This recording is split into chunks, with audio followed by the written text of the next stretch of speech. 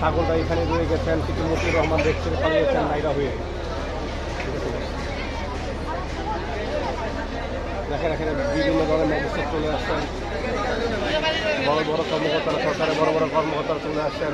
এবং হ্যাঁ বন্ধুরা, অপেক্ষা করুন, আমি এখন একটু বিরতি যাচ্ছি, একটু অপেক্ষা করুন। আমি আপনাদের দেখাবো ছাগল 11 কোটি টাকার গরু, লক্ষ টাকার ছাগল সেখানে বিক্রি হয়েছে।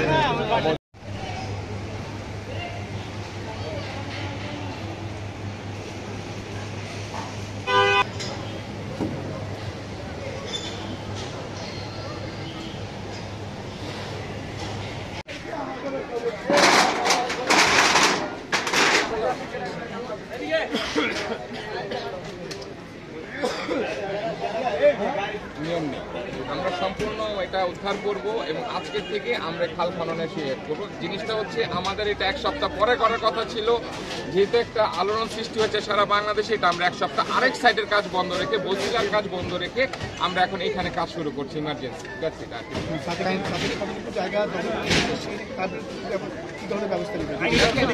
এটা একমাত্র সম্পত্তি বিভাগ বলতে